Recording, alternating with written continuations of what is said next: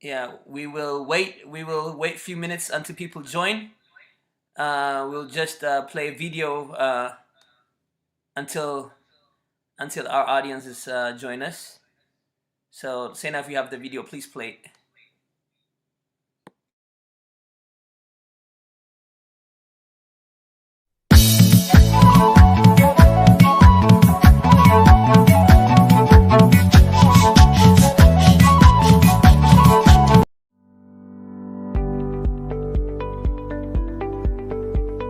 Since its founding in 2017, the Oromo Legacy Leadership and Advocacy Association and Executive Director Sine, one of my constituents, has worked tirelessly to support democracy, inclusion, representation, and human rights in Ethiopia and globally. And I personally want to thank the Oromo Legacy Leadership and Advocacy Association Executive Director Sina Jimjimo and President Ayantu Abdushila for hosting this event today. I hope my pronunciation was close, even with my Minnesota accent. Yes, not all advocacy is lobbying. Lobby is mostly specifically when you're trying to change regulations or policy.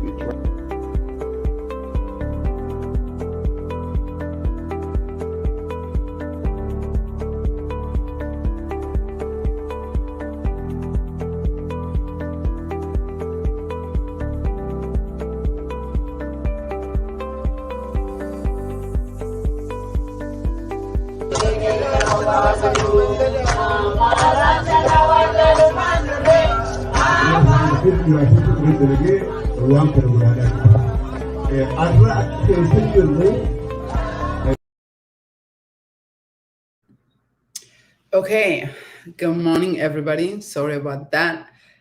T and I were just looking something in the background. T. Sena's talking, but she's on mute. You're on mute. So she's saying a lot, but saying nothing at the same time. Hello, everyone. How are you? Oh.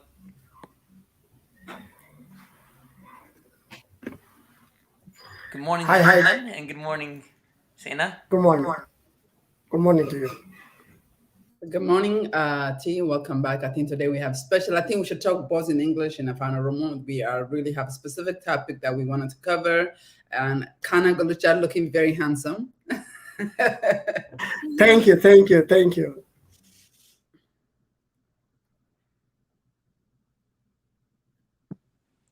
So can you guys can hear? Yeah. So as we've announced, today's discussion will be very interesting. Good morning, everybody. It's Wednesday morning. It's our weekly press briefing for Oromo Legacy Leadership and Advocacy Association, Ollaa. We are here with our awesome and amazing individuals. You guys know them. They don't need any introduction. Sena Jimjimo, our executive director, and Kana, who is our counsel, our advisor. It's a pleasure to be with you guys at this time every week. Welcome, and we'll announce our topic to our audience very soon. Do we have people already in the room? We do. Looks like we're good to go, T. Okay, great. We have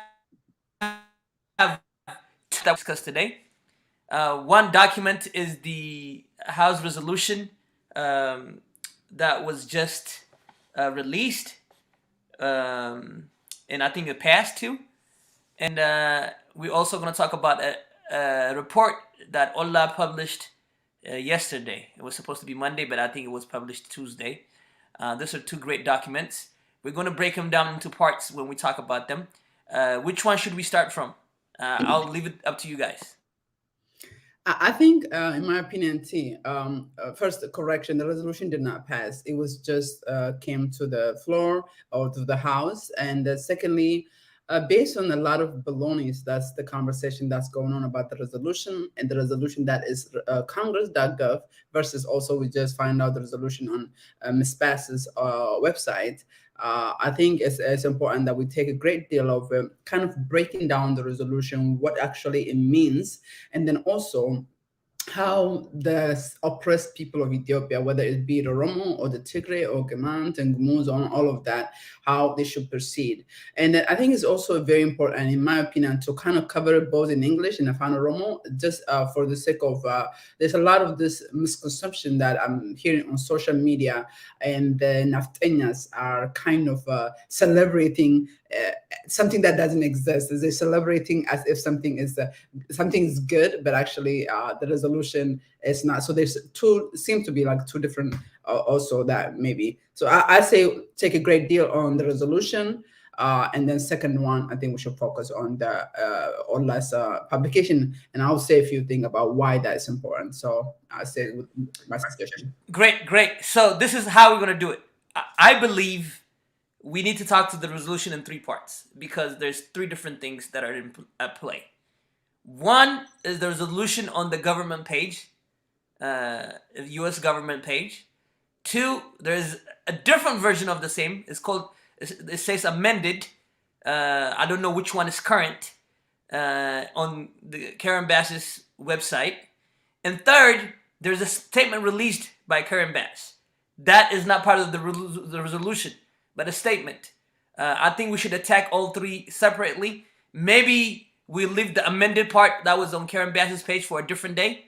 Today we'll talk about the resolution that's on the government page, and also the letter that's attached by Karen Bass to the resolution when she released it to the public. I have a lot to say about that statement, as it contradicts what's in the resolution. So, but I'll give you guys a chance for initial reaction to the resolution. We can start from Sena, and then we can just an initial reaction. Okay. My initial reaction, T, is that okay, first and foremost, thank you so much. And I think last Wednesday, if you remember, before the resolution was amended in Thursday to come about it, we talked about it. We know about this. Ms. Bass kept the resolution very extremely private to herself. And this is her resolution, her personal resolution. And so far, it has only about 39 co-sponsors or people who signed on it. And even people on Africa subcommittee. If you remember resolution that passed in the past, those resolutions are usually fully the House of both of the resolution from 2016 and 2017 that got introduced on both almost the Senate as well as the House. They were all unanimously supported on the foreign affairs, at least on the subcommittee level, on Africa subcommittee level. This resolution is obviously not supported by lots of people on the subcommittee. Yes, I think Karen Bass pulled her friends from here and there, and kind of made that, found about 39 people or 39 representatives out of, keep in mind, there's a 435 representative, so she pulled the 35. So I think I wanted to talk about it in two angles. One, the way the resolution itself, the way it worked and what it means, I think. And I think we need to really talk that in a final room. The second angle is the resolution today we say we're going to discuss is the resolution on the congress.gov. In that resolution, we need to really break down and see. And the reason we're really coming back to here is last week talked about it. We know this was coming, but we know about it for the long time. This resolution was introduced nearly a year ago. And it just for the first time, in October, it advanced. At the end of October, it advanced. It was introduced and it was left there. But now, for the first time, Ms. Bass went to Representative Bass went to Ethiopia, met with Abiy, and this resolution advanced. And it was not unanimously supported by Foreign Affairs. So I think it's important that we break down the resolution. On the website that I'm looking to my left here is it says that Committee House Foreign Affairs meeting was on 10/21 last Thursday, but I do not know if it says so on this one is action. There was one summary, one text, 4 action taken, 0 amendment, and it says 31 co-sponsors. So I don't know if this is the one that is the latest one, the latest updated one, and I cannot really go line share on our screen, but I urge everybody, maybe, I don't know, I'll try to share in our page here on the comment section. That way people can follow us. So, T, if you can give me a chance, I don't know if Kana want to jump in anything. I want to read the previous resolution, and then talk about final Romo, what the resolution actually means, and then also read those resolution, and then we can comment on it. Good idea. Let Kana give us his opening reflection, his reaction, and then Sena, you can actually tell us what does resolution mean, House resolution mean, and what's the significance of House resolution when you talk about your piece in Afano Romo. Thank you, Tish. I think there is a lot of confusion going on currently because of the text and the confusion is because you see there is many form of this resolution, and as far as this resolution is concerned, one thing I'm happy and excited about it is trying to call for ceasefire and all parties to adhere to the rule of law, all parties to cease the hostilities and adhere to international humanitarian laws, because that's the current concern is there is a warring trend of civilian, innocent civilian being killed, and everything is being done. I will leave at that for now. Thank you. Sena, we're back to you. Okay, and I think we agreed to kind of take this part in a final room. So I think Tibaka kana timal gona audience can warrone sit nulala jiran Oromo one taefi confusion ile within Waratopia kana to confusion to jira. So I want to break down what edu bachubal bad baka kana ratti akana can understand go jechuda. So jalqaba ratti Congress in America lama tu jira. Congressi kara Senate fi the upper house, Congress kara house to jira. Congress in house nama dibba free submission, Congress in Senate nama dibba tokko jechuudha. State martino lama qabdi jechuudha. Senate is the most powerful, warra lamaan keessa powerful wanni guddaadha. So yaada tentate jasa dafa keessatti resolution 97 ka jedhu darbee jedhe.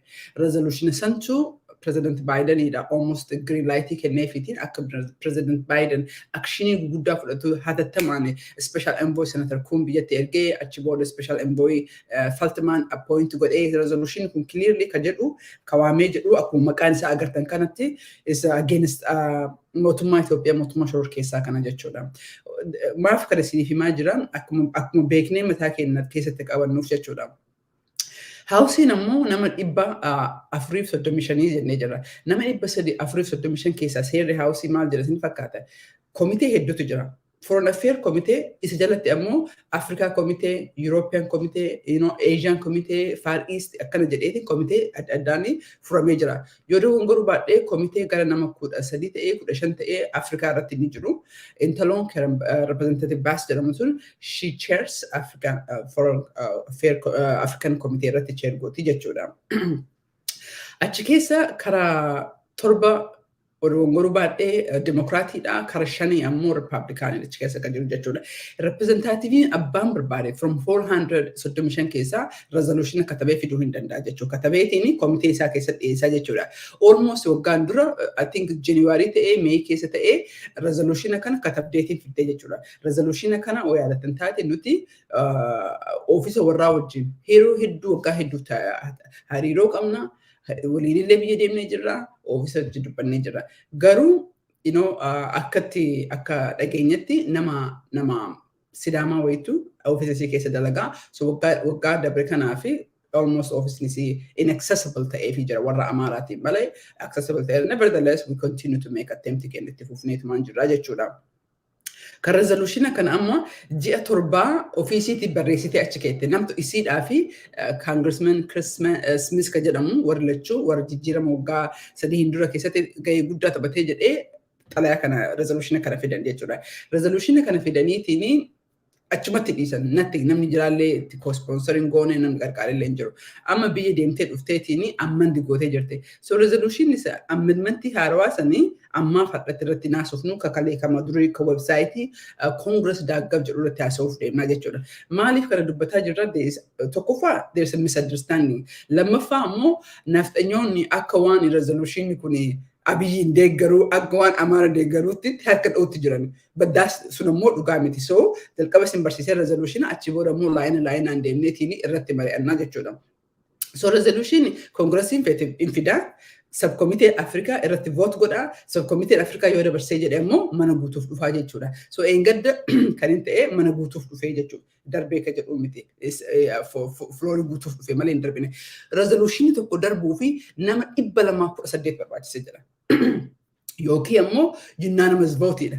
Yookiin opposition yoo jiraate jedhe nama 218. So as you can imagine, isiin nama 31 amma akka laalle kanatti resolution kana ko sponsor ka godhe nama 31. In fact, warri African Committee irra jiruyyuu gariin jalaa supporting godhe. Resolution kun hin darbu. Sun akkasumatti haa taa'u jechuudha. Seeratti kada resolution kun darbuuf 218 barbaachisa. Kana immoo jechuun mee hamatatti haa qabannu. Intaluun tuni charmaniidha. So she's chairwomanidha. She still aangoo guddaa qabdi. Jijjiirraa guddaa qabdi jechuudha. Isin barsiisuu barbaanneetiin jechuudha. Resolution kun yoo darbe maaltu bu'aa irraa fidaa ka jedhu. Already bootiin makiinaan yookiin immoo baaburri abiyyiin qabee deemu darbee jira. Resolution kana dhiisii otoo see malaayikaan illee samiirraa gad dhufte abiyyiin hambisuu hin dandeettu. Abiyyi is a done deal. So kanaafiyyuu kana matatti haa qabannu. Just because wanna kana irratti sagantaa kana exclusively kana irra fudhannee bal'isneetti haasa'uu barbaannee fi gocha sidaamni godhaa jirtu and lack of understanding namni keenya akkana ta'uu qabdu kan jedhu sanuma very clarify isinii gochuu barbaanneeti. I think commentii keessan argaa hin jiru. Gaafii keessan I think session haa follow godhu. Amma resolution kun akka maal ta'e isinii ibsinee jira, isinii ibsee jira. Hopefully isinii galee bakka isinii hin galinitti gaafii barreessaa. Amma immoo kara resolution Congress.gov resolution kun ka update ka ta'e update jedha amend jedha garuu amendment illee agarre. So jalqaba mata duree irraa dubbisnee jennaa jechuudha. Asirra ka jiru isinitti mu barbaadeetiin. So mata duree irratti maal jedha? Afaan Ingiliffaatiin isinii dubbisneetiin I think walitti deebinee haasofnaan natti fakkaatatii akka yaada kiyyaatitti. Condemning all violence and human rights abuse in Ethiopia, calling on the government of Ethiopia, government of state of Eritrea to remove all Eritrean troops from Ethiopia and for all belligerents in the conflict, including Ethiopian National Defense Force, the Tigray Liberation Front, the Amhara Regional Force, and other groups to cease all hostility, protect human rights, and allow unfettered humanitarian access, cooperate with independent. Afaan Oromooti maal jesinti fakkaate. Waamichi nu goonu mootummaa Itoophiyaa, mootummaa Eritrea, TPLF akkasumas immoo mootummaa naannoo Amhaaraa jedha. Keep in mind warri waamanii fi resolution guddaan kakatabee jedhee fi mootummaa Abiyyi ka federaala, mootummaa Eritrea, TPLF fi mootummaa naannoo Amhaaraa jechuudha. Sigale this is wannummaa focus irratti godhu. Ani kiyya dubbadheeti I think conversation afatutti deebinee gaarii natti fakkaata. So irra darbeetii ni qabxii sadaffaa irratti maal jira? Whereas Ethiopian has whereas Ethiopia has been beset for nearly a decade by multiple human rights and humanitarian challenges, including targeted ethnic violence, intra-communal conflict, natural disaster, and political atrocity. The key if Yoruba if Ethiopian rakkoo adda addaa keessa ka turte jedhee recognize godhee jira. Gadi deemee peejii lammataa irratti yoo dhufnee jennee maal jedha whereas early hours of November ka waraana naannoo Tigraay irratti banee jedhee sanillee gad dabarreetiin dubbisnee jennee whereas Prime Minister Abiy Ahmed rejected request to engage and talk with the TPLF during the meeting in Addis Ababa with the former Liberian President Ellen Johnson and former Mozambique President Chissano and former South African President Maltana. 3 special envoy appointed by President Ramaphosa of South Africa and then African Union Chairman November mediating kadidee jedha. So nillee dabreen jedha. Gadi deemee page kana irratti dhufnee jenne. I think I only have about 2 more. Whereas in the mid-2020, the Office of United Nations High Commissioner for Human Rights, Amnesty International, Ethiopian Human Rights Commission, and Credible Human Rights Monitor have reported gross violation of human rights, including ethnic cleansing, rise of sexual and gender-based violence, and other atrocity, and rise in ethnic and communal violence in other parts of Ethiopia, including the Amhara, Benishangul, Gumuz, Somalia, Afar, Oromia, southern nations and nationality, and the people of a region state. So it talks about violence kana dabree jechuudha kan irratti. So qabxii achi keessa nuuf fayyadu jechuudha. Qabxii resolution kun specific akkuma duratti taayitilii mata duree irratti jedhee mootummaa afuriif dubbatee jedhe. Mootummaa Itoophiyaa, mootummaa Eritreyaa, mootummaa naannoo Tigraay fi mootummaa Amhaaraati. Seeratti mootummaa Amhaaraa especially yeroo kana waan hamaa ta'eef itti gale malee keessatti hin jiru jechuudha. And then I'll go down, let's say, let me just say, I don't know if you want to jump in anything. There are about 5 more sections that I know it was very positive. Congress that but again, we're going to talk about next time. Resolution amend because soon update the nevertheless, also what's the one is clarify gochuudhaafi ammayyuu warra hordofaa jirtanii congress.gov kan jedhu irratti House Resolution 445 taa'ee jira. Page Congresswoman Karen Basirmo, amendment in the nature of a substitute to House Resolution 445. So akka substitute dhiyeessite garuu page ishee irra jira malee kun Congress irra hin jiru. Inni xinnoo addadha sa House Resolution 445 wajjin. I saying something funny here, but to clarify, there are 2 different documents. They're trying to substitute. It's a Congress.gov irra jiru isa kanaan substitute gochuudhaaf yaalaa jiru. Nonetheless, I want to say something before I give it to Kanna about the statement that was released by Congresswoman Karen Bass, of a representative from the 37 districts of California, which is the Los Angeles area. By the way, she's running for the mayoral election in 2022. So she's trying to appease some of her constituents with the statement that she made in conjunction with the House resolution. I want to point out a few things from her statement made about the resolution, not about the resolution, but her statement made. So some of the contradictions that I see within her statement is, I'll just mention a few and then pass it to my brother here. It says, the war that's initiated in November 2020 by TPLF's attack of the Ethiopian National Defense Force. She's trying to present the Northern Command attack of 2020, supposed or alleged attack of the Northern Command by the TPLF, as the initiation for the conflict between the Ethiopian National Defense Force and the TPLF. And that's, at the very least, that's very dishonest, because the tension between the TPLF and the Ethiopian government has been brewing for a very long time. And the resolution clearly states one of those things are the postponement of election by the Ethiopian government with the pretext of pandemic, while the local election of TPLF, according to the constitution of the land, they held their local election, and other political tensions between them. So to take that as the initiation of the war is at the very least dishonest. And of course, we know that's not the case, because in the last 2 days we heard that the Fanos, or the local Amhara forces, have killed the Oromo counterparts of the National Defense Force, and nothing without any consequences. So we know that's not the reason. So I just want to make sure that I point that out. And second, in her letter, she says that the people in the area strategically align with the forces that benefit them the most. But there's no strategy. It's about ideology. It's multinational federation or system that we've tried in the past. And the alignment of forces is based on this ideology. And she also talks about her fear that if we don't change the course, that this conflict will also go to other regions of the area. Congresswoman, wake up. All regions in Ethiopia right now, everywhere there's conflict, everywhere there's a problem, everywhere there is hunger and famine. And mainly, the main actor of all these atrocities, all these troubles, is the Ethiopian government. And we know this because the entire international community has at least confirmed that in various forms, which I'm not going to go in details right now.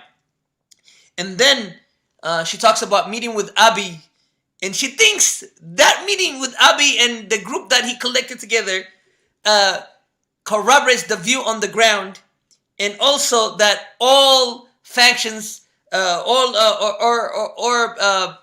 groups that are involved in the conflict are to blame for the humanitarian crisis. That's a foolish way of going about things, taking the Abiy government as the credible source, because we know how many lies they have spewed for the international community to consume and for us to consume. So that's not a credible source of corroboration. Last but not least, in addition to the resolution, she says in her statement, why do you need an addition to the resolution in your statement if it's very critical to the peace in the country? Then this piece supposed to be in the resolution, but it's not in the resolution because nobody's going to go for it. It's very false and or misleading. She talks about TPLF must end the use of child soldiers. Come on, Congresswoman. If you talk about ending the use of child soldiers, please talk about all those prisoners of war from the National Defense Force. Those are babies on camera talking about how old they are. Sena, I know you want to say something. Let me finish a couple of more other things. And she talks about... I'll give it to you. I just want to say. Oh, go ahead. Say it. Thank you. So I just want to say, I think it's important that that we also why she's doing, like, talk about why she's doing at this moment, and then also can this save him? And then to me, there's two things, T, that I want you to address, and for the sake of it. One, what does it mean? Why she's doing? Second, I mean, because right now the narrative is you have the Naftanas, and the pro-Abis, and certain Amaras are celebrating this as if it means anything.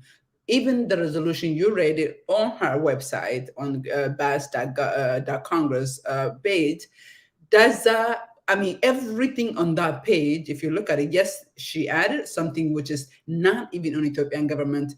There is no OLA Shani as a terrorist. There is OLF Shani as a terrorist. And I think that shows clearly how far she have went to police. Oh, I'm getting to that.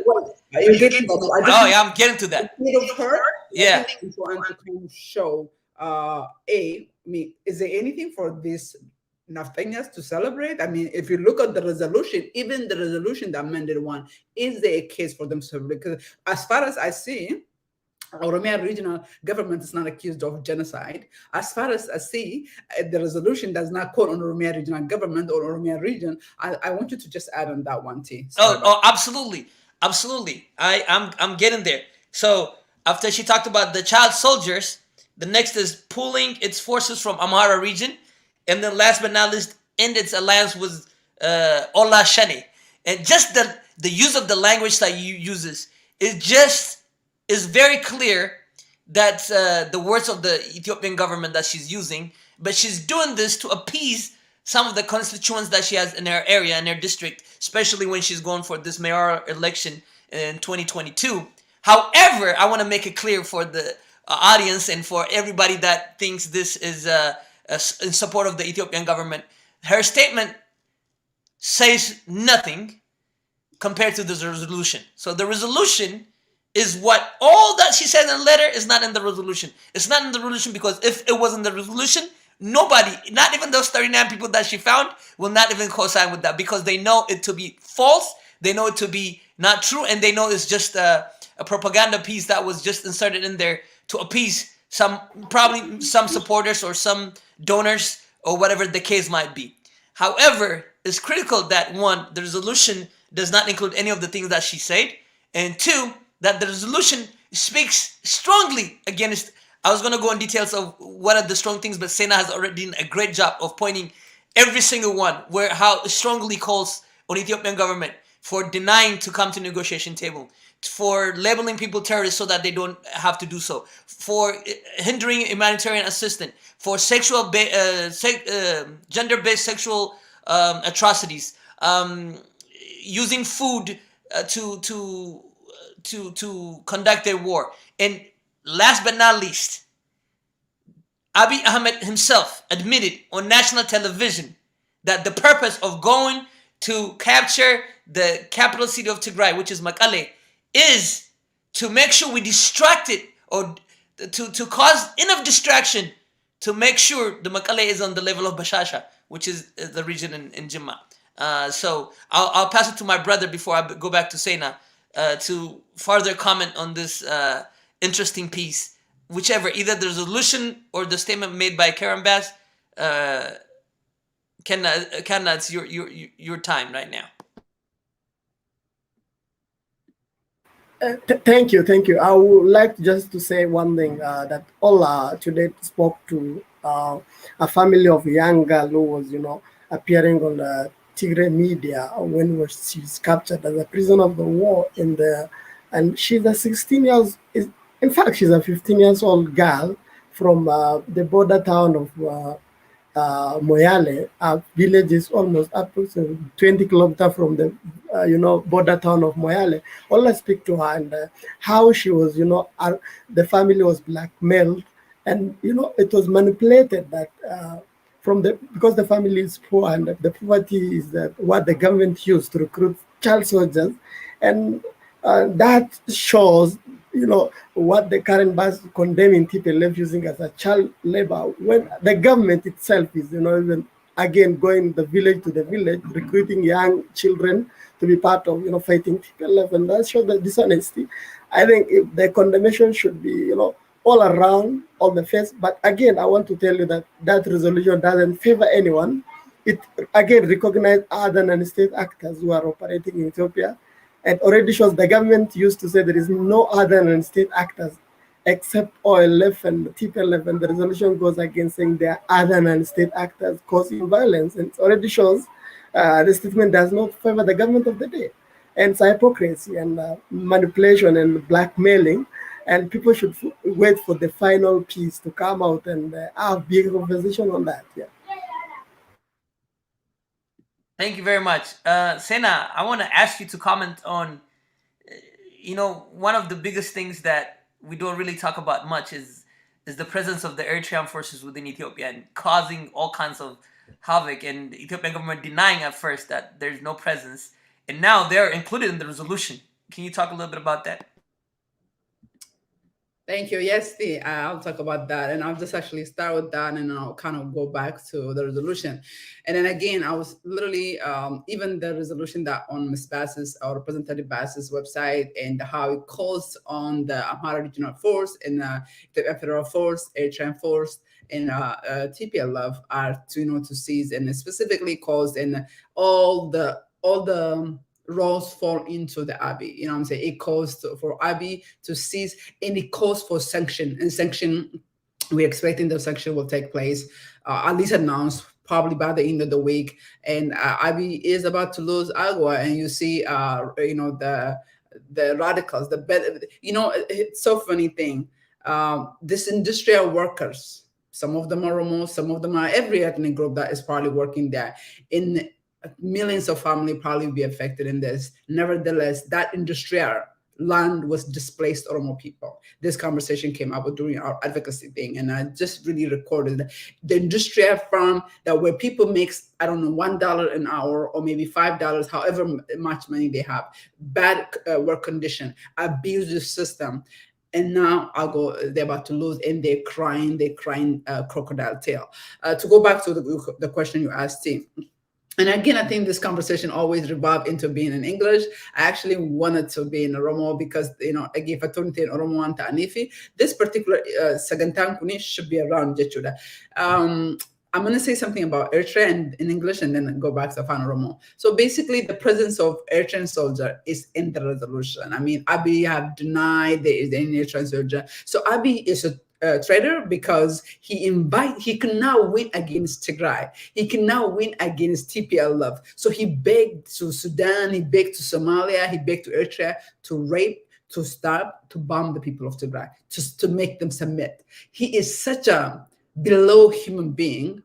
But the interesting thing is the Naftanyas that have been outside of the country for the 30 years when TPLF were power and now back. So it's like having Mengistu back in the system. You see old generals, God knows 120 years old. I don't know how old they are right now celebrating, but their days are limited. I think so. The resolution clearly calls on Eritrean soldiers who are in Ethiopia illegally. But anyway, we are seeing we're heading towards the end of the war. The war, it reached the peak, the equilibrium point in June of this year, literally 6 months after, or maybe about 8 months after Abiy invaded and violated all kind of law and invited even neighbors, and then did what he did. And 8 months later, the people he said he won the war came back and liberated their region.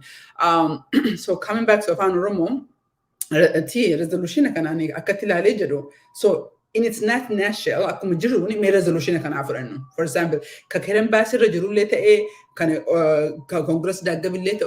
So let's open this book. When you read this 10-page document, who is it for and who is it against? I mean, forget the politics, forget everything. Afan Oromo Anjil, Afan Oromo Antu. Yeah, I thought I was speaking Afan Oromo. Thank you so much.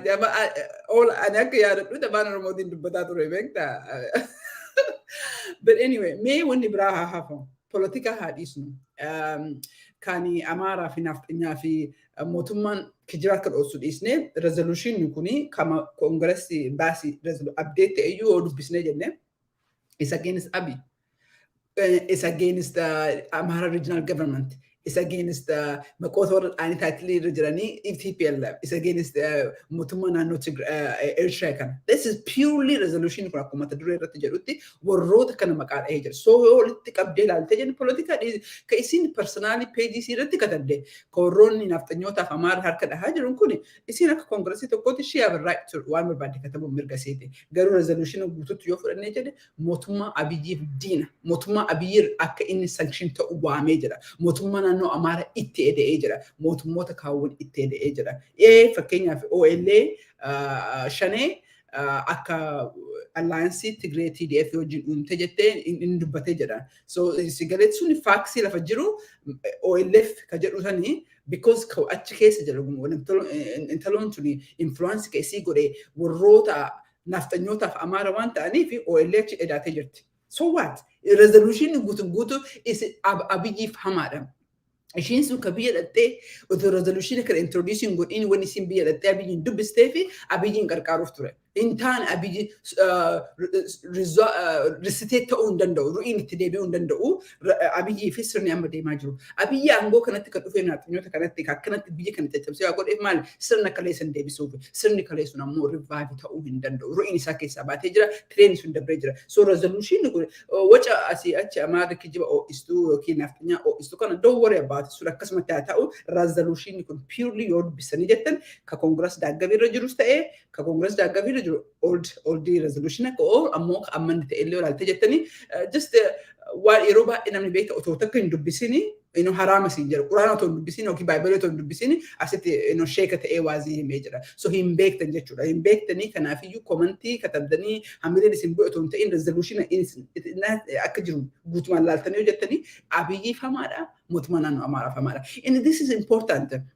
يروج القباتي في ولاية نيجتن متما فدرال إثيوبيا مكايا مني specifically متما نانو أمارا كجنوسايد هما ما جرو كني مكايا مني جتشون even resolutions in case of يدمنيتين وروتا أكنا terrorize Tigray goran Oromo goran Bakaidu goran warota kana yo duba demneti di bada dara to go then de naja chuda. I think this is waba era duba chuda de neja even resolution ma congress basi af duba rajula tejete exactly sunil le ka jedu kapte na du biseje sigale kayro mid November mid 2020 rajal kabe motuman UN Human Rights Commission ni kada tabe lola nanno oromia kese juru gumus kese juru afar kese juru kanni gutu duba this mid jechu mal wagga ite wagga da bribarum mabdi jama jara so yero mal yero hacalum do edu bate jara sigale yero hacalum do radal kabe motumma Ethiopia terrorize ummata Oromoo ummata marha godhaa jiru. It doesn't matter. Oromoo qofa miti rakkoon kan irra jiru. Beenishaangul keessa rakkotu jira. Qimaanta akkasitti dhumaa jirti. Warroonni baay'een akkasitti dhumaa jira. Kanneen mara specifically mataa dha'ee jira. So investigation gaafatee jira. Jalarratti ammoo beektaa even resolution baasuu ilaalte jettee dhugaa dubbannee jennee hidhamtoota polotikaa haa hiikamtu mootummaan daddafeetiin saffisaaf yoo jijjiiramu mul'isin sanctionii himee jira. So resolution akkana jiru. Akkamitti ati celebrate gochuu danda'a? Warroonni celebrate godhaa jiran kun warroonni gammadanii hadhaan harkadhaan warroonni sirna nafxanyaaf deemaa jiran kun ummatuma Oromoo yookiin ummatuma beektaa even sabaaf sablammii Itoophiyaa kan gabrummaa keessa jiru naasisuuf kijibaa odeessaa jiran malee the resolution pure resolution yoo dubbisanii jettan kakalees ta'ee kaadhaa obviously kaadhaan kun much different than kabaasii irra jiruu fi is much different than the original resolution sirriidha. Even akkasumatti yoo ta'e resolution kun akkamitti celebrate ta'uu danda'a. I think the conversation jiraachuu qabamu bakka kana irratti TV ani kanan dubbatanii barbaadan because lachiyyuu resolution kan dubbistanii jirtan. Ani kasini ergeeti resolution Congress daaggaviidha. Amma tiin kanatti ergeetiin kun dubbisnee jenne draft amendment hin qabnaa turre daallee ka dubbisnee itti dubbannee turre na gammachuu hin qabnumaa because mootummaa shororkeessa hin jenne. Saniif gammachuu hin qabne. OLA ka watakka keessa hin jira dhaqee shororkeessummaa himatu jira. So waan dhugaan jira achi resolution kuni dubbistee jirtaati akkamitti nafxanyaa fayyada akkamitti amaara fayyada akkamitti mootummaa fayyadee jira. So please mee language achi keessa jiru ka abiyyiif gaarii kanaaf xanyootaaf gaarii mee naaf hidii jedha kana irratti ani kanaaf hin galin sadi and I think it's just mind boggling to me akkamitti gammadu warra kana iddoo tokko qofaatti ani kan isaaniin gargaaru iddoo tokko qofaatti innis baay'ee irratti hojjechuu qabna akka Oromootti Ethiopian Human Rights Commission akka credible source itti dhiyeessaa jira resolution sun gaafa mootummaan Itoophiyaallee joint investigation UN fi Ethiopian Human Rights Commission joint investigation godhanii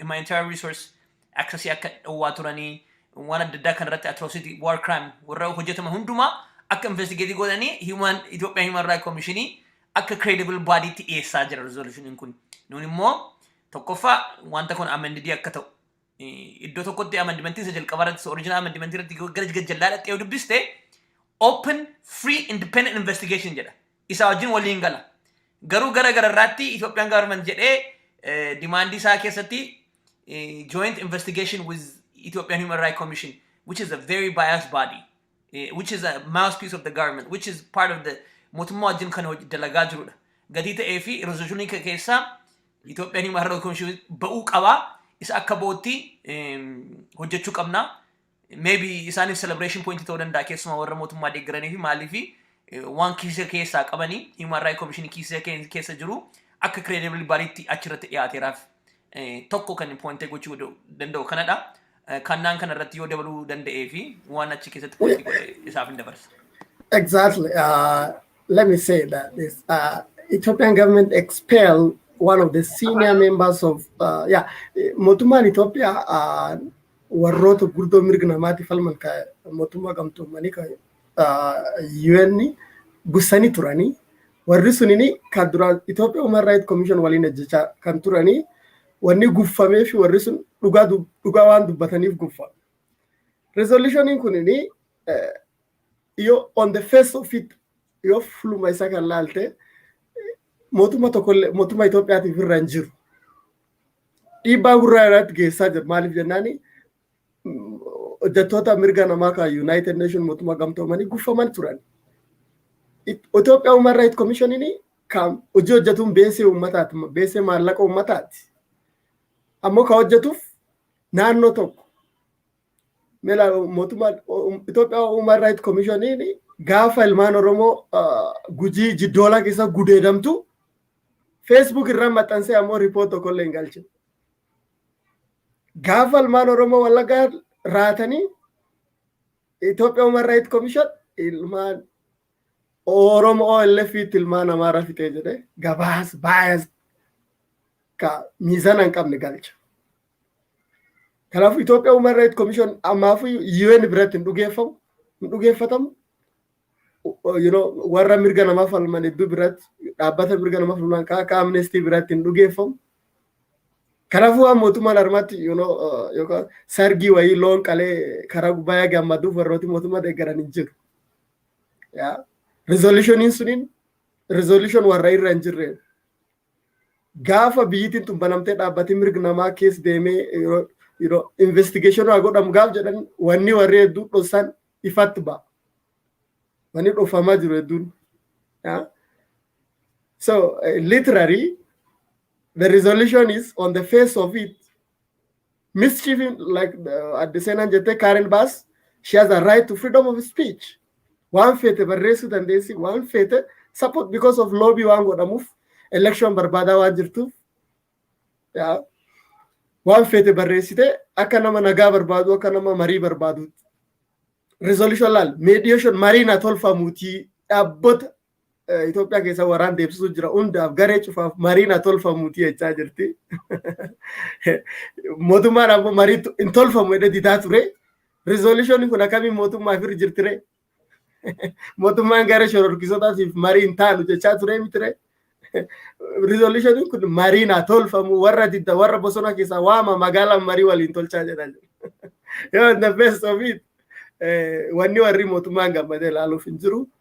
We call upon the Ethiopian government to respect and uphold the right of vulnerable people.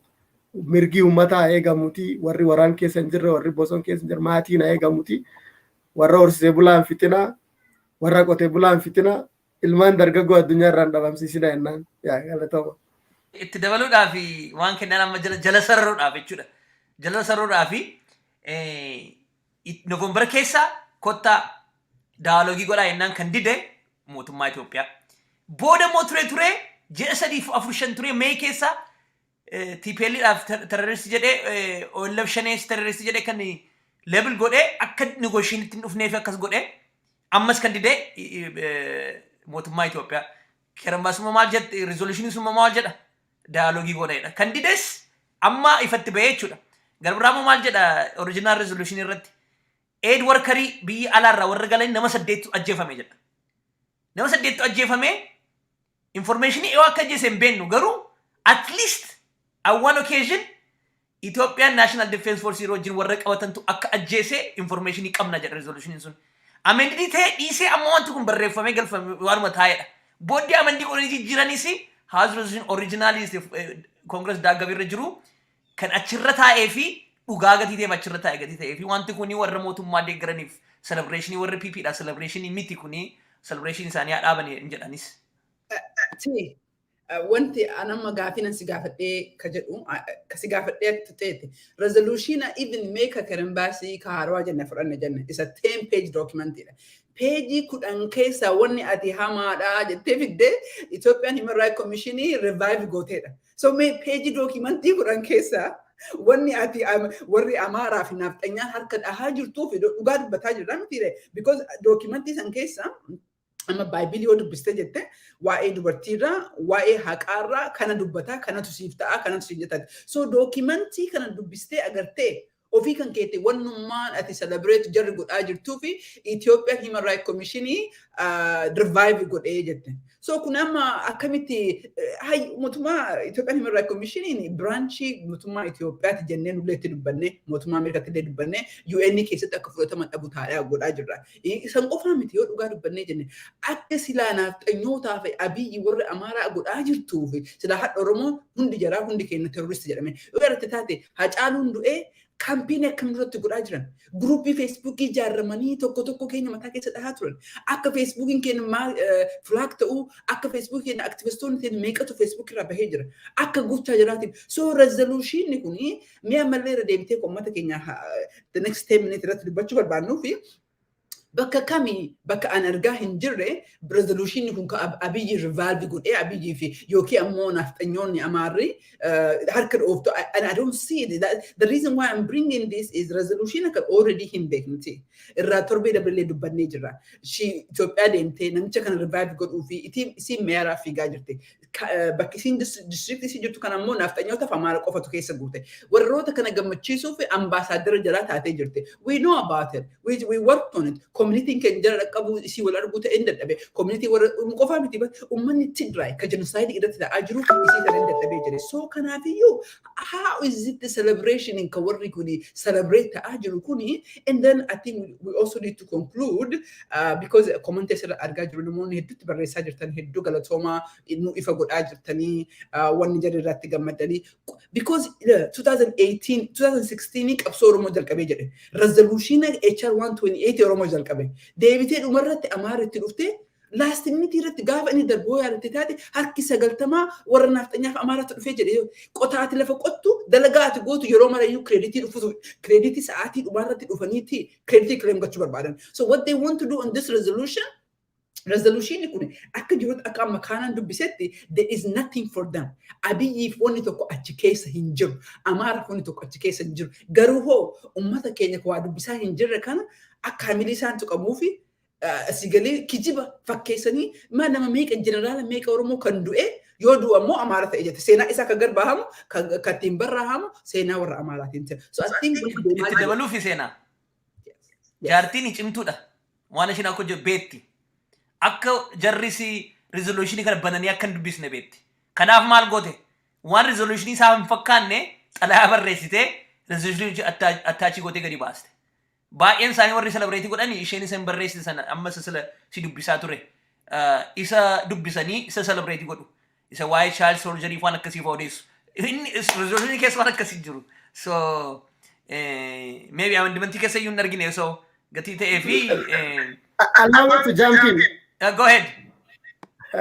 Yes, let me jump in. You know, Gafa Obo Trump Gale, President Trump Gale, John Biden in Dufu, Ethiopian celebrator turte. So exactly.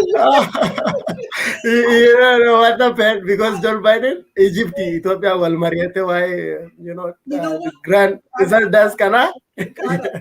Abbosi kutee jira dhiiba manaa gadi isitti deemtee jirti. Okay. Yeroo gaafa Biden dhufu akkamitti harka dhahaa ture warri kun akkamitti harka dhahaa ture sigalee nama keenya nuu bite Itoophiyaan nuu deebite that's exactly perfect gamide go ahead dhiiba matti fufii jedhe. Yeah, exactly. So maal jedhan seet gaafa sanamtichi bootii irra dhagatee Trump jigee Bideniin dhufeedhani baay'ee gammadanii mootummaan Ameerikaa immoo they follow their own interest. Kan dhufe nama maaf wanni Karen Baasii kun akan celebrate seetare John Biden amma Itoophiyaa deeggaraan jiru America interest Itoophiyaan warroota dhaabbata mirga namaa maaf gussitanii maaf dhugaa hin dubbanne maaf marii hin finne jechaa waan turu Karen Baas waan isin barreessite amtuullee amma Itoophiyaan celebrate godhaa jirtuu fi Karen Baas diqoo mootummaa Itoophiyaa Abiy kaasuuf marii deebisuuf karaa irratti deebisuuf diqoo kanama Itoophiyaa deeggaruu Itoophiyaa deemtee Abiy wal gartee gaafa smart gaafa paawaan faatii addis dhagaan Abiy jala milikee lafalaa deemaa ture. Ammoo gaaf Karen Baas dhuftu diqoo Abiy faa wal arganii waan turanii fi amma akka Karen Baasii pirezidentii Ameerikaa areetti Biden lafaan dhofteetti Itoophiyaan celebrate waan jirtuu fi there is nothing meaningful to celebrate that. Kanaafu Ethiopian akkasuma gaafa because they don't think about tomorrow. Umarra bae katabame dharaa kan gammachuu Facebook irra nama dubbisu hin beekne booressuuf yaada isaa familia isaa cabsuu fi gaafa Karen Baran ammallee TPLF waliin mari'adhaa jedhe namni afaan Oromoo yookaan afaan Amaaraaf deebisee fi amma Karen Baasaadhaa jalqaban. So we need maybe to translate for them in English and in Amharic so that people will stop celebrating. Dhugaasaa jedhe Amaariffaan yoo translate goone achi maxxansiree fi maybe celebration niisu garuu most importantly waan irraanfatamuun hin jirre namni baay'ee miidhamaa jira biyyatti. Tigree qofatu hin ta'in Oromoonis miidhamaa jiru warri Beneshaangul Gumuz torban darbee keessummaa finnee nutti mee jira namni baay'ee miidhamaa jira namni immoo kan miidhame bakka itti lola jiru qofatu hin ta'in Tigraay keessa bakka lola qofatu hin ta'in Amaara keessa bakka lola qofatu hin ta'in Finfinnee keessa illee iddoo adda addaadhaan ethnic profile gochaa jiru nama Oromoo ta'e yookiin Tigree ta'e gatii Oromoo yookiin gatii Tigree ta'eedhaa fi hojiirra ari'aa jiru qabaa jiru hidhaa jiru resolution keessa iyyuu jira original resolution keessa barreessaniiru mootummaan Itoophiyaa ethnic profile gochaa akka jiru warra Tigree akka hidhaa jiru akka hojiirra ari'aa jiru iddoo hojii isaanii hoogganaa jiran irraa gadi buusee iddoo kaanitti akka ramadaa jiru kun hundumtuu kan resolution originalii keessa kan jirudha kan namni hundumtuu kan beekudha jechuudha mootummaan Itoophiyaa war crime baay'ee hojjechaa jira ijoollee durbaa Tigraay guduudhaanii rape jechuu kooti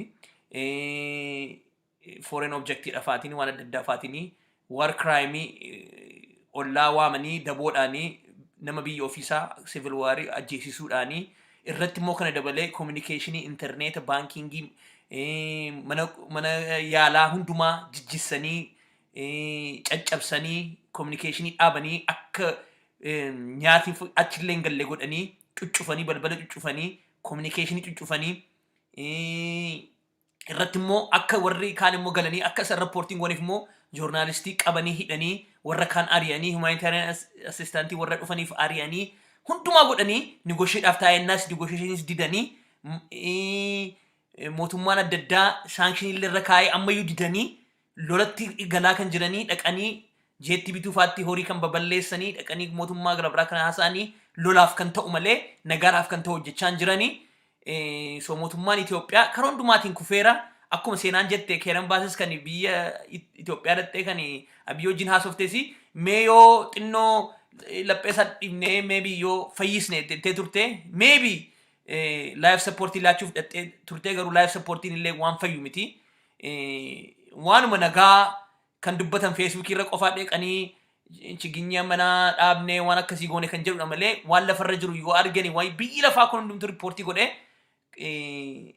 namni baay'ee du'aa jira namni internal displaced people internal qofa miti gara Sudaanitti nama meeqatu ari'amee jira nyaata food security hin jiru economiin hundumtu gadi kufeera mootummaa kana jalatti waggaa sinitti kan waggaa 30-40 namni gochuu hin dandeenye distraction namni gochuu hin dandeenye gochaa jiru gadi ta'ee fi I think big picture wanta kana irraanfachuu qabnu resolution ta'es dhiises maal ta'es big picture is waan godhaa jiranii waan gadhee gochaa jiran resolution is kanuma dubbatee warri celebrate godhan hin dubbisne kanaaf celebrate gochaa jiru Keren baas immoo kana beetti gadi ta'ee fi bukkeetti leetarii maxxansitee ergite anyways sa'aatiin nu jalaa deeme gadi ta'ee fi publicationii kaleessa Ollaan publish godhe yoo dubbistanitu ta'e of course seenaan dubbisteetti kaannaa yoo dubbistee ta'atis sentensii 2-2-3 waa'ee isaa dubbadhaati achi booddee 11 o'clock ta'uu fi tunuun haasofnu. Meeqoo ani jumping godhee jira. It looks like namni baay'eetu dhaggeeffataa jiralleetti I think warroonni reef join gootanii baga dhuftanii isinin jedhaa hedduu galatoomaa komentii warra barreessaa jirtanii GDR dhugaattee maaf akka amarri Itoophiyaa keessatti wanna kana celebrate godhaa jirtu wanti nu isirratti isinii ibsaa jirru akka isiniif hedduu isin gargaaraa jiru komentii keessan hedduu galatoomaa isinin jedha. Wantummaan sagantaa kana akka keessumaallee fiduu dhabnee afaan Oromoo dubbataa jirruu fi because akka kanaan waan barfeetti nu argisiise yoo yaadatan taate ji'a almost waggaan dura yeroo President Biden dhufe warri Amaaraa harkam akka dhahaa ture. Gammadanii duranii Biden Trump nurraa deemee Itoophiyaan bilisoomtee jette ammallee wanti jarri godhaa jirtu. Saniin kakannaan jedhee alatti ani experience kee kaargee jedhee barkumaaf 16 resolution HR128 ka ofii keenya nufinne ka ofii keenyaatti xaarree jenne sa'aatii dhumatti eega dhumatti gaafa darbu sani wayaa uffatanii wayaa Amaaraa uffataniitiin kenna bakka Itoophiyaa jedhanii irra fudhachuu dhufan gaafa akka dhaan ta'ini President Lammaa fi Abiifaa Itoophiyaadhaas dhufanii jedhanii nama kanatti maramanii ofii godhaa jira otoo inni nun ganin jechuu isiniin jedhaa jira amala jiraati waan tokko gaarii yoo ta'e waan tokko wanna ta'e ofii godhuuf nama Oromooyyuu jeneraal Oromooyyuu gaafa du'ee jedhu eega du'een booda reeffi isaa namtichi gaafa jiru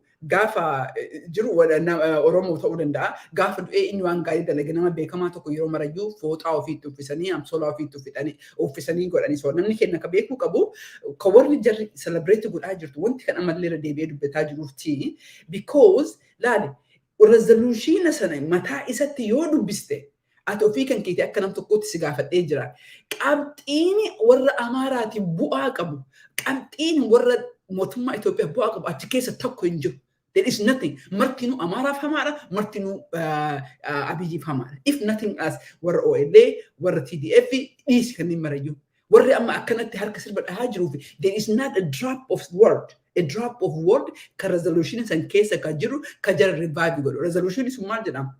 rakkoo even rakkoo hanga akka fedhii jira beektaa waa'ee du'iinsa Haacaaluu walitti qabamisan akka ka'uun barbaadan. So kanaafuu maal jedhanii mid 2020 lolli mid 20 jechuun jidduu 2020 jechuudha. San keessatti ka ta'e Haacaalutu du'e.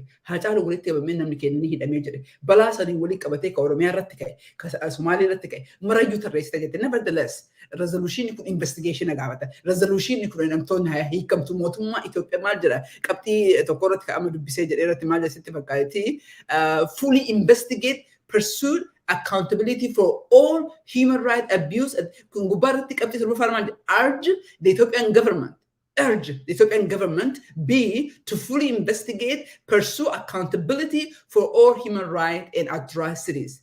And C, make process on pursuing political solution to the crisis, including releasing unlawfully detained opposition leaders, supporters, activists, journalists. Kanneen achi keessa jira. So it's so important resolution sun qabxii takka ati akka nam tokkotti dubbisee ati agartee jettee Ethiopian Human Rights Commission isa sanii akka waan inni isa dhaaba fakkeessanii jettee dubbattee jirta. Sanii alaa there is nothing warra kana sabree ka godhaa jiru garuu namni keenya waan dubbisee hin jedhin resolution keenya namni gariin commentii godheetiin oh my god resolution akkamitti turte no this is a good resolution. Yes, wanta nu barbaannu keessa hin jiru. Garuu mootummaa yeroo kanatti uummanni Oromoo ka beekuu qabu. Namni Abiyyi diina, namni Amaara diina nu uffira. Nu seexaana maa hin taane. So any resolution against Abiy is a celebration. So the option is go take. Anis waan favorite kon dubbise dheen ka'e ka ati ergii kan kee dubbifatte sila anaa fi kannaan sila maal jenne the main goal of the resolution is to bring negotiation hunduma negotiation table dhufanii negotiate godhanii akka peace broker godhaniif miti resolution isuma amendidi keeten page ma keren bas keessa jiru rasini dubbisa whereas the government of Ethiopia refused multiple attempts by the international community, including African Union, Kenya, Sudan, the European Union, the United States, to help to help broker negotiated ceasefire and peaceful settlement that includes all parties of the conflict. Kana jedhe keessa qaba. Yaadichi kottaa hin dubbannadha kan didemmoo nama tokko kan gaafate immoo biyya lafa hundumaa gaafate.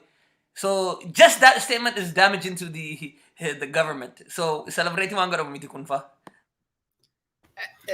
So amallee qoy dhaggeeffattoota keenyaaf kaati irratti haa dubbattuu barbaadee jedhu because namni baay'een galatoomaa jedhee hedduu waan jennurraa baraa jira fakkaata. Mee amallee irra deebi'iti yookiin ammoo dhaggeeffattoota keenyaa warra caaltuu badhaanee hundi keessan hedduu galatoomaa isin jira kan amma dhumarratti argaa jiru. Mee bakka resolution san keessa wanni Abiyyiin fayyadu, warra Nafxanyaa ka fayyadu, warra Amaaraa ka fayyadu mee qabxima tokko naa himaa achi keessatti. Just a resolution. Ka isin personally katabde akkuma amma Kaanaa Golichaa jedhee she's entitled to freedom of speech. Mirga siiti akka kongressii tokkootitti. Resolution sa irratti mee qabxima tokko Kayoki Abiyyi gammade at least teamni Abiyyi ka gammadee jedhu warri Amaara Florida qaba ka jettanii yaaddanii mee sagantama bakkuma tokko nuuf godha. I know we are way over deemnee qabxiin ati na gaafattee jetteetii statementii kalee East Wallaggaa irraa kabaasnee jennee reportii san dubbisuun baay'ee barbaachisaadha. We want to cover garuu resolution kanarratti baay'ee gargaraana nyaatee jedhee uummanni resolution kuni akka waan mootummaan Ameerikaa kongressii resolution jalaaf katabee fakkaatanii akkuma gollichi Kaanaan jedhee gaafa Biden filamu akkasitti harka dhahanii duunee bakka adda Itoophiyaa ribbaa bitaate jedhanii ji'a waggaa tokkoon booda ammoo namichisanii so bakka sana irratti warri nu dhaggeeffataa jirtan nama baay'eetu as keessatti nu ilaalutti jirtanii mee bakkuma tokko laayinuma tokko resolution ti wanna nu post godhine annan kenna yoo kennaadhaaf garuu jalqaba carraa laadheeni bakka isaan celebrate gochuu danda'anii waan tokko lama nan dubbadha. Baay'ee kennaadhaaf kenna. Maal seete akkuma jenne resolutionin kunini ka Itoophiyaa gammachiisu miti. Ka akka diplomaasiin Itoophiyaa kufe garsiisu.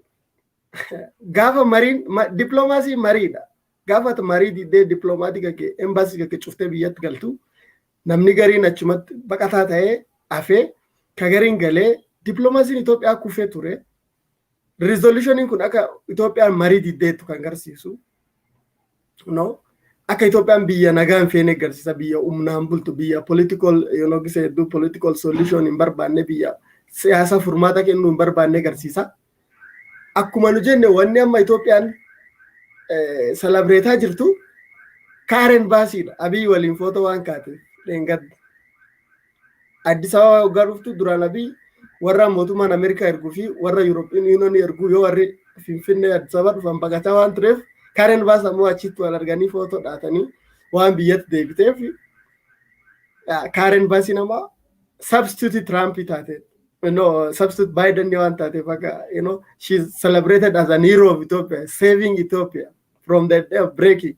Aka Karen Baasi nama Ethiopia akasin in jinnet, akasin tokutade Ethiopia gudditi amma wajiran sit, akasin Marie wamte, Marie siyasa wamte, Ethiopia gudditi kunini jaramu qabdi gargar digamu qabdu jette tokko agarsiisa turani.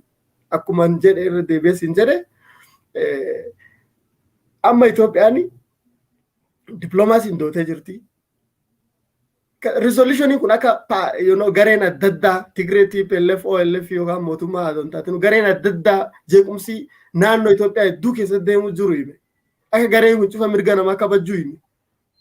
Mootummaan ammoo gareen waraan kaastu hin jirtu jechaa ture. Garuma kan resolution kan irratti wanni warri amma gammadee yookaan aruusii yookaan horii qalanii deemaa jiranii fi jirtu. Laal kaleessa gaafa paartiin Amaaraa mormitoota biyya akka paarlamaa dhiyaate gaafii deebisu. Maaliif jennaan Amaartichi hinqabdee waan jirtu Tigreen aga naannoo Amaaraa seenanii waan jiranii fi paartiin Amaaraa kan inni deengadda minister position kenneefama. They have no political honesty, in him. Vote of confidence in qabdu. Parliamentii yaamaa jirta. Muddamuu jira warri.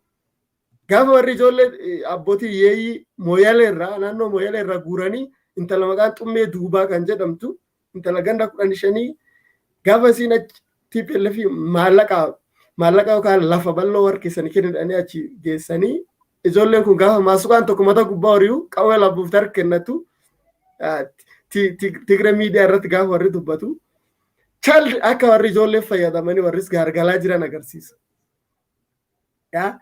Resolution kun political language callaaf maaliif wanni amma Itoophiyaan gammataa jirtuu fi duraan beeta mootummaa Itoophiyaatiif TPLF illee akka ijoolleetiin fayyadamne amma resolution kun ammoo Karen Baasis bright pages irra maal qoltise akka Tigreen ijoolleetiin fayyadamne jette mootummaa dhiiste. Maybe armatti paartii guddoo jira. Gammachuu guddoo jira agarsiisa agarte. Maaliif jennaan mootummaan amma Karen Baasiin hin tunne ammoo resolution tuqee ture. TPLFin akka waraan dhaabde nagaa seentuudha. Mootummaan maybe TPLF dura waraan dhaabuu waan diddeef waan warra mudditeef gammachuu loon qalanii arma gammadaa jiran. So basically technical political statement ka official hin ta'in ka Karen Baas bees gubbaa jiru gammachuu waan jiranii fi anaaga sumedha.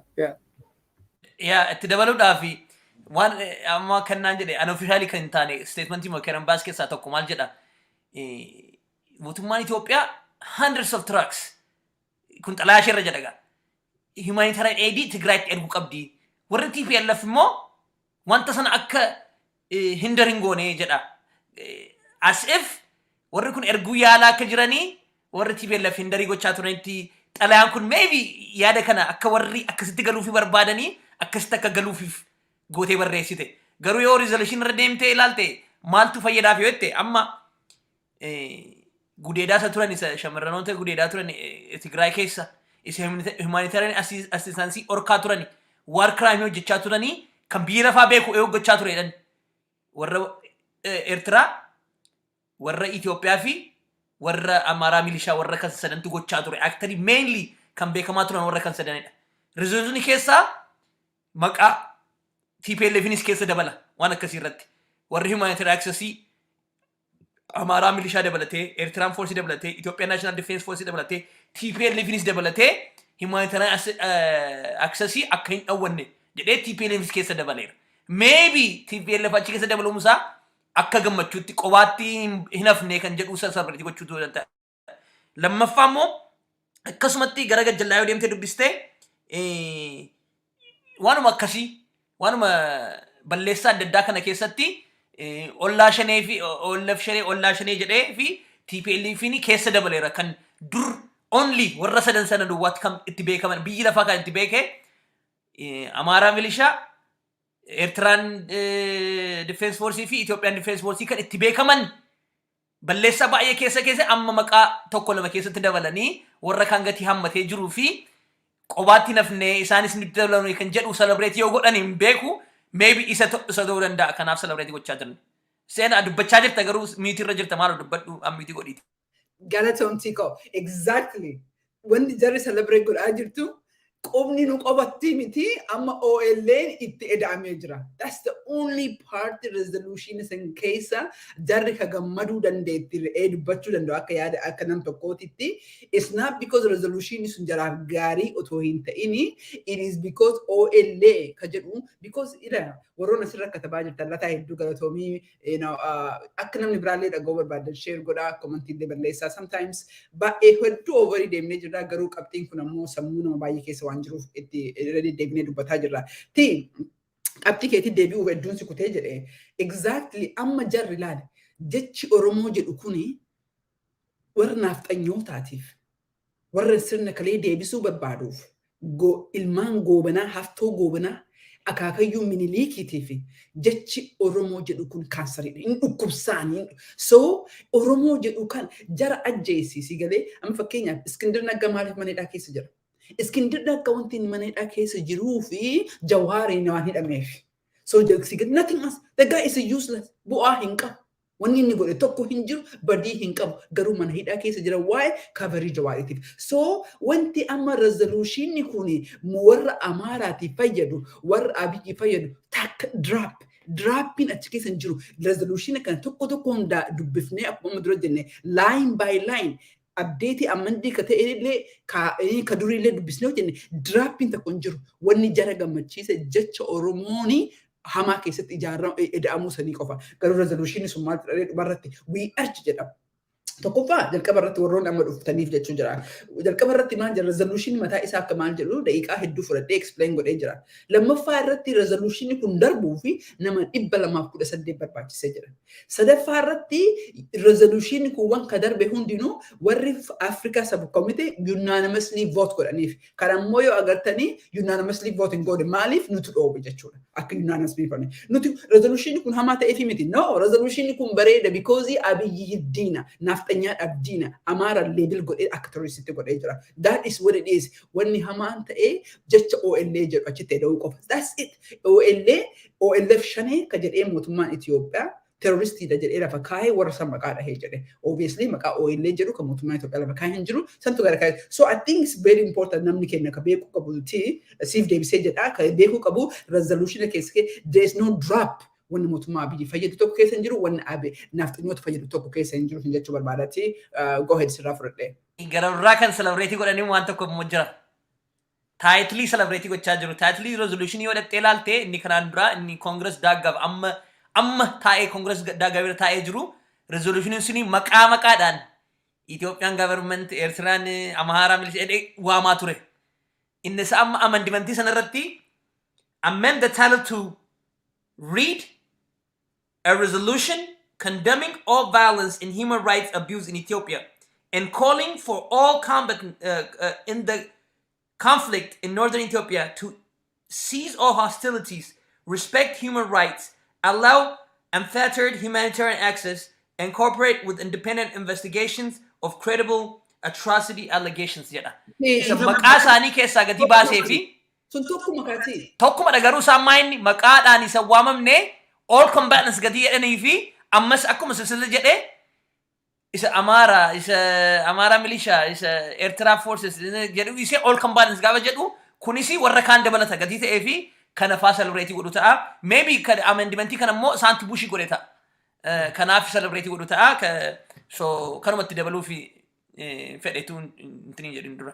Kannaanis waa tokko jedhu fedha fakkaata. Nothing, Kajachu Barbal Malsi. There is nothing to celebrate. amma Itoophiyaa keessatti ilaala. Yootiin naannoo Booranaa sun deemte mootummaan karaa cufee haadholiin hawwan karaa irratti du'aa jiranii namni gisee daa'umsaaf deemu makiinaa waan hin jirree fi gaafa fardaffaanii fardi balee bu'ee yookaan waan ba'uu hin dandeenyee fi asumatti gatamaa jiran du'aa jiran. Gosa mootummaan naannoo sun deemu hin barbaadu. Saffisa uummataaf kennu waan hin barbaanneef. Naannoo Beenshaangul Gumuz deemtee uummati kumaatamaan raachaa jira. Naannoo Wallaggaa gad deemtee riipoot laaltee Oromoon kumaatamaan du'aa jira. Human right violation achi keessatti deemaa jiru. It's so devastating. Civil war, amma Ethiopian civil war keessa jirtu. Including Afghanistan, Ethiopia, like Mozambique. Warra civil war keessa jiran. Yoo ati condemning all human right violence jettu, it's the same as Yemen, where partiin hedduun gareen hedduun hidhatee jiru lafa keessa deemee amma Itoophiyaa keessatti dootee namsi jeessu waan hin beekne mootummaanis waan hin jirreef. Yoo mootummaan jiraate uummatee horsee bulaa akka Karrayyoo akka Booranaa horii cufarra raatee mootummaan qa'ee argamu waan hin jirreef amma qarqaarsaa karaa social mediaatiin walitti guuramaa jira. What is the role of government to safeguard the life and the property of citizens? Jalqabaa fi mootummaan kan jiru akka nagaa uummataatiif nagaa qabeenya uummata eeguudha. Where is it? In Ethiopia right now? Yeah, let me stop with that. See, I think we have to, we have to wrap up in the conversation topic in Suni next week or in the Nijani Kasuk Amnati Fakata. And but that is yours. Please, for our audience, go to Ollaa Facebook page and read the statement that was put by Ollaa yesterday on the violence that's happening in Eastern Wallagga zone and how it's been reported by different bodies. Which ultimately is pointing towards Akuma Kanana Majade, the government is not doing its duties. Malgo Chajra. One Nudukana Kesari Majru, Motuma Margo Chajru. I think that article points out very nicely that the government is failing the citizens of Ethiopia. The government has failed since the inception. I think the first few months, Game Nutit Avatani, nama hiikanii oppositionii biyyattuu amanii maal godhanii nu duwwaa miti kan itti taphatanii international community taphatanii amma garuu the duty they're failing. So please go to Ollaa Facebook page, just search for Ollaa and you'll see that document. We were going to discuss about it today, but as you can see, just the resolution took more than double the time that we allotted for the specific program. And maybe in the future we'll talk about, is the Ethiopian government fulfilling its duties? Maybe we'll bring it as a topic. But without further ado, both our executive director and our council, Kanna and Sena Jimjimo, it's a pleasure to have you guys. It's a very wonderful discussion. Warri ilaalaa jiranis akkatti gammadanii commentirra argeera clarify ta'uusa. They're asking for Sena to go on other media and please explain this. Chajiru Sena bardanii kana sirra kaa'ee kanaan fita. And the last word, just the last word I would say in English is, I'm not so sure how accurate is this. We haven't verified, Allah have not verified, but four Ethiopian Oromo generals have been killed by Fanos in. It's verified. I spoke about it a little bit ago. Okay. I think I'm more than 90% sure it happened. Yeah. So I think, okay. With that, I say I wanted to thank everybody. And akkumati jette warroonni commenti barreessaa jirtan hedduu galatoomaa hedduu share godhaa. Wanumaan sa'a tokkoof walakka usually daqiiqa 30 qofa haasofnaa taappii kanarratti focus goonee fi it is because warri nafxanyoonni kun beektaa. Wannuma adii isin agartan kana gurraacha jedhanii nama gurguran aadaa jiraate kalee Biden yogguu filamu oh my god jedhanii gammadan hadda ammoo Bideniin abaaranii jedhan boru mootummaan biraallee too dhufe this is who they are warri kun warra kana warra seexaana warra waaqni abaaree jedhee warra jechi Oromoo jedhu kun yoo se ibidda keessa taa'ee jedhee jarri they don't mind otoo addaan gubattee jette Oromuma kana jibbitee jette kanaafuu ammoo dalagaan guddaan isin bira jira jechuun maal godhaa jirraa akkamitti sagalee ta'aa jirraa akkamitti qarqaaraa jirraa ammaaf yeroo kanatti filannoon lama qofa yookiin abiyyiin deeggartaa sirna nafxanyaa sirna amaaraa yookiin ammoo abiyyiin afoo dhaabbata resolutionii kun abiyyiin afoo dhaabbata sirna nafxanyaa afoo dhaabbata kanaafuu bareeda garuu karaa kennarraa baane wanni goonuu qabnu because nama nagahaa ummata bilisummaaf kan lolaa jiru dhaaba akka OLA dhaaba shororkeessituu jedhee waan keessa kaa'eef wanti dhugaarraa fagaatee fi ankanuman jedhaa galatoomaa kana. Kan jecha barbaadu maal seet Ollaan dhiyeen kana guyyaa lama ka dabre warra aktiivoostaa ka naannoo Gujii jiranii irraa daataa nama Oromoo nama 177 ka gaafa egaa Haacaaluun ajjeefameen booda hanga ammaan tana mana hidhaa Gujii zoonii Gujii bahaa keessatti naannoo Gooroo Doolaa kan jedhamu keessatti hidhamaa jiran argatee jira. Achi deemaa sullee dubbisaadha. Malli Oromoon baay'ee hidhaa keessatti dararamaa jiranii daataa gahaa argachaa hin jirru. Kanaafuu akka mirga namaa kan sarbamaa jiru kan biyya keessa jeeqamaa jiru nuun dhaqqabdan karaa kennaan nuun dhaqqaba. Waan Oromoon barreesse Facebook irraa sa'uun hin qarqaaru. Information gahaa qabadhaa. Yoo mirgi namaa jeeqame nuuf barreessaa jennaan galatooma. Have a wonderful week. Galatoma nagaan ta'a.